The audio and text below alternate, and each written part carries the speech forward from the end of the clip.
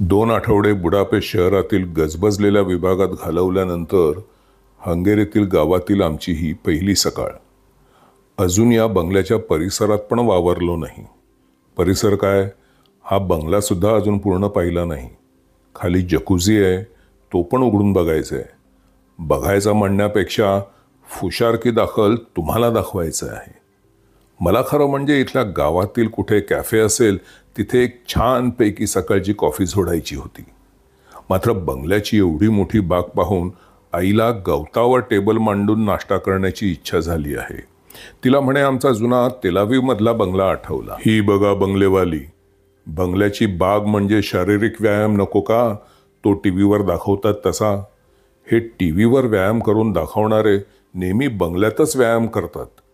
लहानपणी भायखळ्याला राहत असताना वडिलांनी मला दादरच्या शिवसेना भवनजवळील व्यायामशाळेत घातलं होतं. पहिल्या दिवशी मुंबईच्या गर्दीतून प्रवास करून व्यायामशाळेत पोहोचेपर्यंतच थकून गेलो होतो. आणि थकलो ते सोडा, अर्धी पॅन्ट घालून आलो म्हणून मास्तरांनी परत घरी पाठवलं. म्हणाले लंगोट घालून ये, असा खुळखुळा येऊ नको. मी परत आलो तर आमच्या भायखळ्याला लंगोट मिळेना. वडील म्हणाले लालबागला जा, तिथे मिळेल. लालबागला पोहोचलो तर दुकानदाराने विचारले पांढरा लंगोट पाहिजे की लाल लंगोट पाहिजे. अरे रे म्हटलं, मास्तरांना कुठल्या रंगाचा लंगोट घालून येऊ हे विचारायला विसरूनच गेलो मी. छत्रीचा अवजड पाया माझ्याने हलवेना. मात्र आईचे पाय अनाया असे जवळ तर त्या पायाऐवजी या पाया पडाव्यात. आजकाल भाड्याने घरे देणाऱ्यांमध्ये हे जकुझीचे फॅड निघाले आहे. मी यातल्या पाण्यात बोटसुद्धा घालणार नाही, उगाच त्वचा रोगांना आमंत्रण. जकुझीची तऱ्हा आता झाली जुनी. जकुझी आडनावाची 7 भावंडे इटलीवरून अमेरिकेला आली. त्यापैकी कँडिडो जकुझी याने पुढाकार घेऊन 1956 साली जकुझीचा शोध लावला म्हणजे आविष्कार केला. कँडिडोच्या 15 वर्षाच्या मुलाला एक प्रकारचा आर्थरायटिसचा रोग होता. त्याला दुखण्यापासून सुसह्य करण्यासाठी हायड्रोथेरपीचा प्रयोग करण्यासाठी त्याने असा जकुझी बनवला. तुम्ही मात्र हॉटेलमध्ये वगैरे कुठे जकुझीमध्ये बसाल तर बरे व्हायच्या ऐवजी तुमचा पांढरा लंगोट लाल व्हायचा. मग बसाल बीटेक्स चोळत. मग नका येऊ माझ्याकडे हात द्यायला. मगाशी म्हणालो की हा बंगला पाहून आईला आमच्या जुन्या तेलावीवच्या बंगल्याची आठवण झाली. तुम्ही आमच्या चॅनलमधील सुरुवातीच्या व्हिडिओमध्ये पाहिले असेल. तो बंगला म्हणण्यापेक्षा स्वतंत्र असे बैठे घर म्हणायला पाहिजे. मात्र बंगला म्हटले म्हणजे कोणी मोठा यूट्यूबर वगैरे वाटतो. नाक मोकळं झालं, सोबत माझा आवाज पण. अरे अंडी कुठे गेली? इथेच तर ठेवली होती उकडायला. वेंधळा आहे नुसता. म्हणून मी म्हणत होतो बाहेर कुठेतरी मस्तपैकी आता गावात कुठेतरी बाहेर कॅफेमध्ये बसलेला असतो, दोन्ही ढेंगावर करून. हे सगळं आईमुळे झालं. तिलाच पाहिजे होता इथे नाश्ता करायला. जाऊ द्या हो, किती उत्साह होता तिला. टिंबा टिंबाने टिपून घेतो, तोला तोलाने बशीस धरतो. मारेजा जळलं मेला हा पुरुषांचा जन्म. व्यथित कथित करू मी किती. एव्हाना माझं लग्न झालं असतं, मला एक सुंदर ठेंगणी आणि लठ्ठ अशी बायको असती. आणि आता ती खाली बागेत बसून पावाला मस्का लावून चाटत असती आणि मी वर 2 ऐवजी 3 ग्लासातून सांडलेले दूध घासत बसलो असतो. दगा दगा जहापना. हे सगळे जहापना वगैरे होते ना, बाबर अकबर वगैरे, हे सगळे दूध नाही प्यायचे. हो हो, बघा तुम्ही वाचून ऐने अकबरी, बाबरनामा, तुजू के जहांगीरी. आपल्या चॅनलच्या प्रेक्षकात काही मुसलमान प्रेक्षक सुद्धा आहेत. तुम्ही मिर्झा मोहम्मद काझीमने लिहिलेला आलमगीरनामा नक्की वाचला असेल. यापैकी कुठेही तुम्हाला कोणत्याही शहेनशहाने, बादशहाने किंवा कोणत्याही हजरती आलाने तो एक वेळ दही खीर खाईल, मात्र दूध पिण्याचा उल्लेख कुठेही सापडणार नाही. आणि अख्ख्या भारतात याचा ज्याने शोध लावलाय तो मी आहे. मी आहे ओथेल्लो, मी आहे हॅमलेट, प्रतापराव, सुधाकर, आणि मी आहे गणपतराव बेलवलकर, BA B.Ed. हे अंड का मगाशी मी जोराने फुलावर शिंकलो होतो ते माझं नेहमी गळतं. घाईघाईत कित्येकांचं गळतं हो. आम्ही सहलीचा अमूल्य वेळ इथे नाश्ता करण्यात घालवत आहोत. तो गाडी घेऊन येईल 10 मिनिटात. मला हे सगळं आटपून परत उचलून वर नेऊन ठेवायचं आहे. वाटेत आणखीन काय पडतं झडतं गळतं काय माहिती. पुन्हा नको रे बाबा आपल्याला बंगला, ते आपलं हॉटेल बरं. आलो बसलो खाल्लो गेलो परत वर खोलीत ताणून द्यायला. आताचा प्रवास काही जास्त लांबचा नाहीये, इथून 15-20 मिनिटावरच. अरे हो, तुम्हाला सांगायचं राहून गेलं, हे गाव अगदी लहान, मात्र हंगेरीतील सर्वात मोठे चर्च या विभागात आहे. केवळ हंगेरीत नव्हे तर युरोपातील मोठ्या चर्चेसमध्ये त्याची गणना होते. आता तुम्ही म्हणाल, कालच्या व्हिडिओमध्ये पण चर्चमध्ये गेला, आज परत. अहो, इथे युरोपमध्ये नाक्या नाक्यावर चर्च आहेत आणि एकाहून एक दुसरे सुंदर. आणि आता मुसलमानांसाठी आलमगीरनामा वाचला तर मग ख्रिश्चन प्रेक्षकांसाठी हंगेरीतील सर्वात मोठे चर्च बघायला नको. आता बाकीचे म्हणतील, अरे शामू, मग आमच्यासाठी काय? तुमच्यासाठी आहे ना, तुम्हाला कसा विसरेन मी. तुम्हाला मी त्या चर्चच्या अगदी वरच्या मजल्यावर नेणार आहे आणि तिथून हंगेरीचा विहंगम देखावा आणि देखण्या पाहत केकाबरोबर कॉफी प्यायला घालणार आहे. हे बघा आलं चर्च. बघितलं तुम्ही, बुडापेस्ट आणि इतर मोठ्या शहरांपासून दूर अशा लहान गावात एवढे मोठे चर्च. 8,000 लोक एकाच वेळी इथे प्रार्थना करू शकतात. कल्पना करा, मुंबईतल्या वानखेडे स्टेडियममध्ये 40,000 प्रेक्षक एकाच वेळी पाकिस्तानला शिव्या घालू शकतात. इथे दिवसभर अनेक नवविवाहित जोडपी फोटो काढायला येतात. विवाहासाठी म्हणालो नाही याचं कारण या सगळ्यांचं लग्न दुसऱ्या कुठल्या तरी चर्चमध्ये झालेले आहे.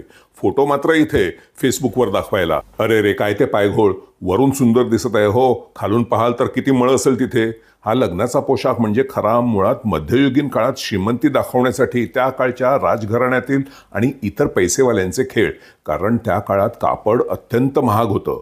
त्यामुळे त्या काळचे श्रीमंत लोक दाखवू शकत की आम्हाला एवढं जास्त कापड घेणं परवडतं आणि जमिनीवर त्याची ट्रेन लोळली तरी आम्हाला त्याची कदर नाही. हो, तो मागून लांब शेपटासारखा भाग आहे त्याला ट्रेन म्हणतात.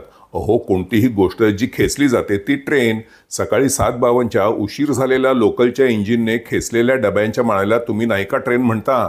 कुठे आपण शिकतो तर तो शिक्षक त्याच्या ज्ञानाकडे आपल्याला खेचत शिकवतो, त्याला तुम्ही ट्रेनिंग म्हणता.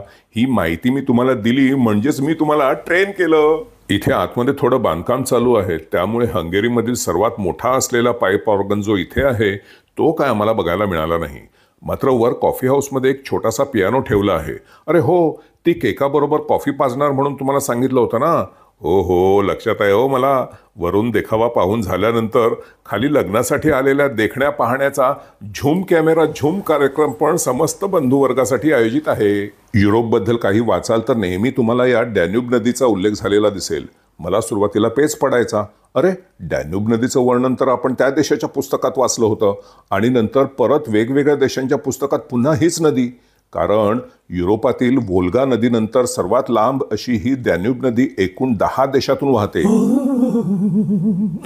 एवढ्या देशांपेक्षा जास्त वाहणारी फक्त इजिप्तमधील आपण ओळखतो ती नाईल नदी, जी एकूण 11 देशातून वाहते. सहलीला घालणाऱ्या पॅन्टीला खोल खिसे असावेत म्हणजे बाहेर काय महत्वाची गोष्ट पडण्याची भीती कमी. तुम्हाला वाटत असेल की आई पैसे काढायला काकू करत आहे. हो, काही प्रेक्षक कॉमेंट्समध्ये माझ्या आईला काकू म्हणून संबोधतात. हा एवढा छोटासा केक आईला कसा बरं पुरणार?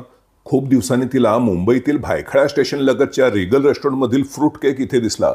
रिगल रेस्टॉरंटचा मी युरोपमध्ये खास करून उल्लेख यासाठी करत आहे की भायखळ्याच्या त्या रेस्टॉरंटमध्ये मिळणारा ख्रिसमस केक ख्रिश्चन धर्माने व्यापलेल्या अखंड युरोपमध्ये आम्हाला कुठेही दिसला नाही. अहो, तो ख्रिसमस केक म्हणजे खरा पारशी लोकांचा किशमिश केक नाही. त्या केकमध्ये पारशी लोक मनुका घालतात, ज्याला फारसी भाषेमध्ये किशमिश म्हणतात. मात्र दक्षिण मुंबईत त्या काळी वास्तव्यास असलेल्या ब्रिटिश गिरायकांना किशमिश उच्चारायला कठीण होते आणि त्या उलट या पारशांना इंग्रजीमध्ये ख्रिसमस बोलता येत नाही असा समज करून घेऊन स्वतः चुकीने किशमिश केकाला ख्रिसमस केक म्हणू लागले. पारशी मात्र बरोबर धंदेबाज.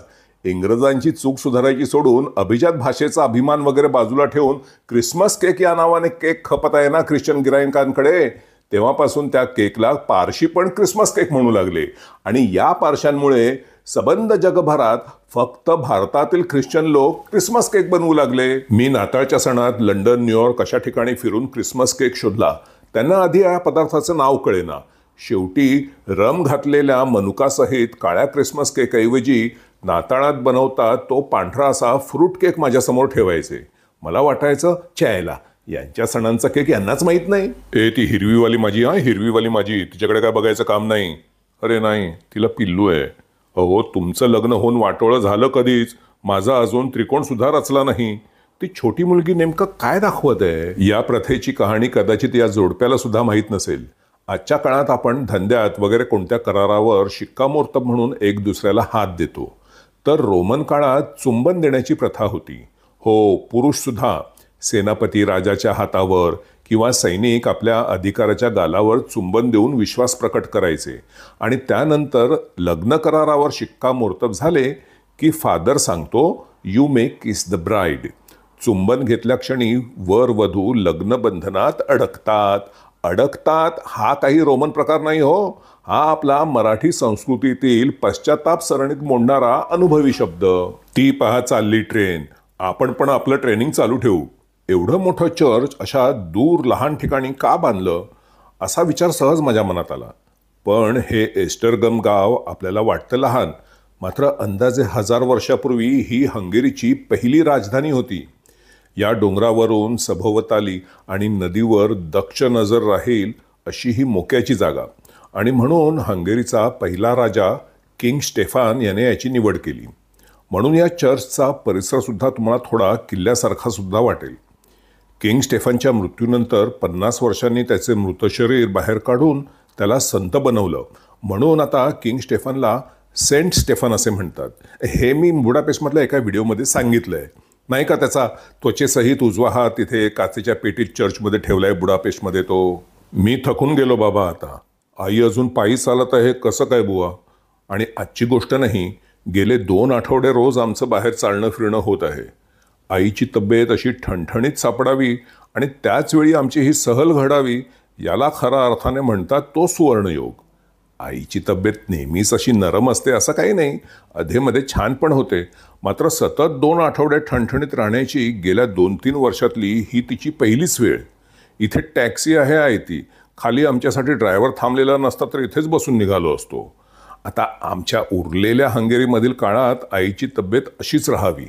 माहीत नाही इथे आणखीन आठवडा राहावं लागेल का 2 आठवडे. आणि हो, उद्या सकाळी आम्ही हे गाव सोडून यावेळी मात्र अगदी पुरातन अशा गावी जाऊन अगदी निर्जन अशा विभागात दगडी घरात राहणार आहोत. तिथे घराबाहेर माती आणि दगडधोंड्यांशिवाय काही नाही. तिथे कसं काय होईल हिचं काय माहिती. मात्र मजा म्हणण्यापेक्षा एक आगळा वेगळा अनुभव मिळेल याबाबत काही शंका नाही. She is also. Nice. Thank you. I'm also doing paintings. Very nice. Thanks. Huh? Thank you. कुठे चित्रकला वगैरे दिसली की आई नेहमी तिथे थांबते. त्या चित्रकाराला सुद्धा आम्हाला भेटून फार आनंद झाला आणि त्याने आईला आतमध्ये येण्याचे आमंत्रण दिले. एका चित्रावर तर मी कमालीचा खुश झालो. आता आम्ही चाललो आहोत हंगेरी देश सोडून स्लोवाकिया देशात. नाही हो, हा काही पुढच्या व्हिडिओचा ट्रेलर नाही, आम्ही खरोखरच चाललो आहोत. पण आता तुम्ही विचाराल, अरे शामू, मगाशी तर तू म्हणालास की उद्या हंगेरीतल्याच कुठल्या पुरातन गावी दगडी घरात जाऊन राहणार आहेस म्हणून. हो, अगदी बरोबर म्हणालो, परंतु ते उद्या जाणार. आज आणि आता चाललो आहोत ते स्लोवाकियाला आणि 5 मिनिटातच तिथून परत हंगेरीमध्ये येणार आहोत. आहे की नाही गमाडी जम्मत? तुम्हाला पण काम आहे बरं का. स्लोवाकिया देश कधी लागला हे माझ्याबरोबर तुम्हाला सुद्धा शोधायचं आहे. अहो, भूगोलाची मजा आहे. डॅन्यूब नदीच्या या काठाला हे हंगेरीचे एस्टरगम गाव. ही ती नदी नाही, हा नाला आहे. काय पण तुमचं ज्ञान. नदीच्या पलीकडील तीराला स्लोवाकिया देश. 2 देशांची हद्द नदीच्या मधून जाते. आता म्हणाल, नदीच्या मधली हद्द आम्ही कशी शोधणार? काय पण बोलता तुम्ही. तुम्हाला काय मी पाण्यात बुड्या मारायला लावणार आहे नाक धरून? अहो, नदीवर पूल नसतो का? आता बघा, दिसतं का बघा. डोळे ताणू ना, मग वरून कुठून दिसेल तुम्हाला आता स्लोवाकिया देश लागला का? अगं बघताय की नाही तुम्ही? लागला की आता आलो आम्ही दुसऱ्या देशामध्ये, एकदम फॉरेनला आलो. आता लागला की स्लोवाकिया. देशाची हद्द ओलांडून दुसऱ्या देशाच्या हद्दीत प्रवेश करण्यात जो थरारकपणा आहे तो तुमच्या आमच्यासारख्या देशाच्या हद्दीपासून दूर राहणाऱ्यांनाच कळावा. अनेक भारतीय परदेशात जातात आणि महामार्गावर दुसऱ्या देशाची हद्द लिहिलेली असते, तिथे माझा एक पाय या देशात आहे आणि माझा दुसरा पाय दुसऱ्या देशात आहे असा फोटो काढतात. युरोपमधील लोक या फलकांकडे ढुंकून सुद्धा पाहत नसतील. मात्र आपला उत्साह जरी हास्यास्पद असला तरी त्याच्यामध्ये एक रोमांचकारक आनंद असतो. दुसऱ्याला त्याचे काहीही वाटो. काय मग काकी, हे बघा परत चाललो आपण देशाची हद्द ओलांडून. आजकाल आम्ही 5 मिनिटांनी या फॉरेनला जातो, 5 मिनिटांनी त्या फॉरेनला जातो. आता आला का स्लोवाकिया? अहो माझ्या फॉरेनच्या काकी, हंगेरीवरून स्लोवाकियामध्ये आलो नाही का आपण? मग आता परत जाताना हंगेरीला जाणार नाही का? काकी नंबर 1 चित्रपट काढला पाहिजे तुमच्यावर. फॉरेन फिरून फार फरक टोन गेलं डोकं. चला परत आलो हंगेरीमध्ये. हे गाव जरी लहान असले, युरोपमधील कोणतेही गाव म्हणा, कितीही दूर असो, तेथील स्वच्छता नेहमी आपल्या डोळ्यात भरते. तुमच्या डोळ्यात भरत नसेल कदाचित, मात्र माझ्या डोळ्यात नक्की भरते. युरोप फिरेपर्यंत मला नेहमी इस्रायल हा आपला स्वच्छ देश अशी माझी कल्पना होती. मात्र युरोप पाहिल्यानंतर आम्ही इस्रायलला कचऱ्याच्या डब्यात राहतो का काय असा संशय वाटायला लागला आहे मला. इस्रायलमध्ये स्वच्छतेवर भर दिला जातो. युरोपमध्ये मुळात अस्वच्छता होऊ नये हे रक्तात रुजवले जाते. आज आणखीन थोड्या वेळाने माझ्या पाकनिपुणतेचा व्हिडिओ निघत आहे. घरी गेल्यावर तुम्हाला जेवण बनवून दाखवतो मी. उद्या सकाळी निघायचं आहे लवकर, अजून पेट्या भरायच्या आहेत, रात्री झोपलं पण पाहिजे ना लवकर. आता बाहेर उपहारगृहात जाऊन उशीर झाला असता नाही का रात्रीचा. आता खरेदी जरी झटपट थोडी करायची झाली तरी येथील वेगवेगळे पदार्थ बघणे म्हणजेच परदेशवारीचा एक भाग असतो नाही का. जास्त काही भांडी घासावी लागतील असं पण मला काही शिजवायचं नाहीये. इथला एक पदार्थ आहे, खरं म्हणजे इथला नाही, तो सगळीकडे मिळतो. कदाचित भारतामध्ये पण आता मिळत असावा. नाव वाचून आपल्याला हसू येतं. आपल्याला सवय आहे नाही का दुसऱ्यांच्या नावावर, वेशभूषेवर, संस्कृतीवर हसायची. आपल्या देशातील रस्त्यावर खड्डा जरी आहे असं कोणी म्हणालं की आपल्याला तो सबंध देशाचा आणि संस्कृतीचा अपमान वाटतो. मात्र ज्याला मी आतापर्यंत मोची म्हणायचो, हा पदार्थ एक प्रकारचा आईस्क्रीम निघाला आणि त्याला मोची पण नाही म्हणत. या जपानी पदार्थाला त्यांच्या भाषेत मोच्ची म्हणतात, मच्छीसारखं, किंवा इंग्रजीमध्ये माऊची म्हणतात, मावशीसारखं. जेवल्यानंतर बघू त्यात कापून काय गंमत आहे ती. आता आम्ही एस्ट्रगम गाव सोडून आमच्या गावाला चाललो आहोत. आमच्या गावाचं मी नावच सांगितलं नाही तुम्हाला अजून. रस्त्यावरची पाटी दाखवली होती फक्त. आमच्या गावाच्या नावाचा उच्चार सोपा दिसला तरी सगळे पर्यटक एक जात चूक करतात. चला आपण एक गंमत करू. मी आमच्या गावाचं नाव, आमचं म्हणजे आम्ही तात्पुरते आज रात्रीपर्यंत राहत आहोत ते गाव. तुम्ही एकदम ना ओ हो आमचं गाव, फॉरेनचं गाव का तुमचं, लागले टुमडे मारायला. तर बघा, मी हे नाव लिहिलं आणि एका मिनिटात सांगतो मी त्याचा उच्चार. तोपर्यंत तुम्ही कल्पना करा, तुमच्यापैकी काही जण अगदी बरोबर वाचत आहेत, 22 ग्राड म्हणून. तुमच्यापैकी काही जण 20 ग्राड वाचत आहेत, त्यांचं पण बरोबर आहे. अहो वाचत बरोबर आहात, पण त्याचा उच्चार विशाग्राड असा आहे. केली की नाही तुमची गंमत? रागावला गंमत केली म्हणून? काय भावनात्मक हो तुम्ही. अहो परदेशात आला तर कसं व्हायचं तुमचं. आता शिव्या घाला मला. साल्याने जेवण बनवतो म्हणून घरी आणलं आणि इथे येऊन पिझ्झा खायला घातला. हे काय परत रागावलात? असं वारंवार रागावणं पेलवायचं नाही मूळ व्याधीला. त्याने फक्त पिझ्झा नाही आणलाय, ते गोड गोड आईस्क्रीम आणलंय ना आपल्यासाठी. मोची नाही, मोच्ची म्हणाला ना तो जपानीत. तुम्ही ना मला आजपासून मोच्ची म्हणून अशीच गोड हाक मारा. नाही, मी जपानीत नाही, मी तुला इंग्रजीत हाक मारेन. मावची, माझी मावची. बंड्या